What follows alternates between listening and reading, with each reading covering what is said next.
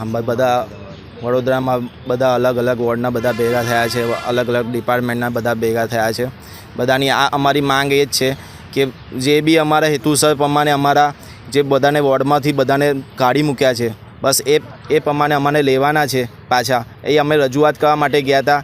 એમને એ કીધું છે કે તમે જે બી નેતાને મળો, કોઈ એમએલએને મળો, બધાને રજૂઆત કરશો, પણ અમે જે નક્કી કરીશું એ જ થવાનું છે.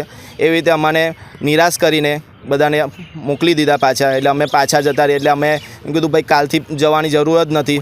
આપણે એ લોકોને આપણી જરૂર નથી તો આપણે એમની જરૂર બી નથી. શું માંગ છે? અમારી માંગ એ જ છે કે બધાને બસ જેવી રીતે ચાલતું હતું એવી રીતે ચાલુ થાય. અને જે કોન્ટ્રાક્ટ થ્રુ ચાલતું હતું, તમે કોન્ટ્રાક્ટ ના આપવો હોય તો ડાયરેક્ટ તમે વીએમસીના કોન્ટ્રાક્ટ તમારે જે બી ફાયદા પ્રમાણે હોય એ સાહેબ તમારું વિચારવાનું છે, પણ બીજા બધાના રોજગાર ના છીનવો એ અમારી માંગ છે.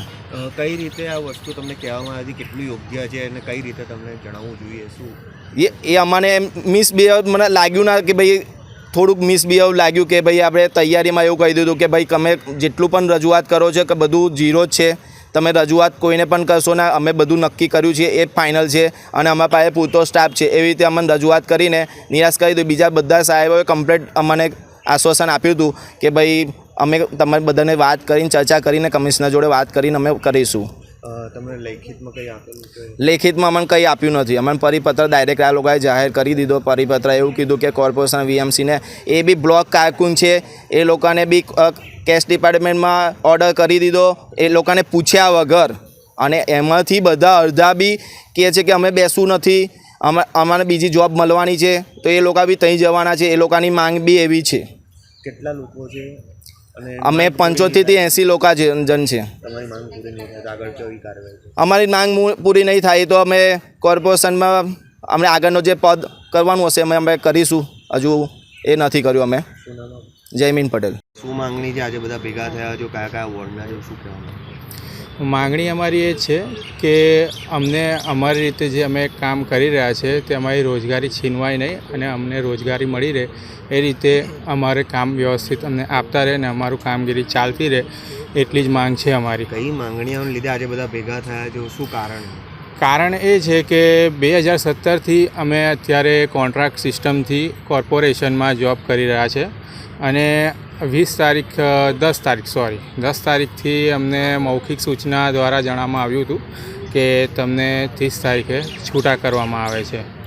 જેથી લઈને અમારી માંગણી એક જ છે કે અમને છૂટા ના કરે ને અમારી જે જોબ છે એ ચાલુ રાખવા માટે એ લોકો સંમતિ આપે. તમે કોને કોને મળ્યા છો? શું કોને જાણ કરી? શું અમે કમિશનર સાહેબને મળ્યા છે, ડેપ્યુટી મેયર સાહેબને મળ્યા છે, મેયર સાહેબને મળ્યા છે, સ્થાયી સમિતિના ચેરમેનને મળ્યા છે.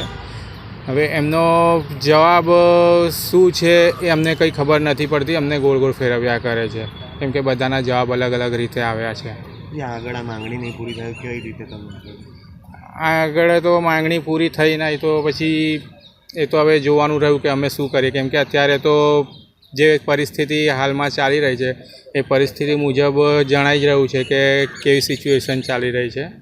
એટલે આગળ અમે વિચારીશું શું કરવું છે. શું નામ? કૃષ્ણાય સ્વામી. વધુ સમાચાર જોવા માટે અમારી YouTube ચેનલને સબસ્ક્રાઇબ કરો અને જોડાયેલા રહો ફેસબુક, ઇન્સ્ટાગ્રામ અને ટ્વિટર પર.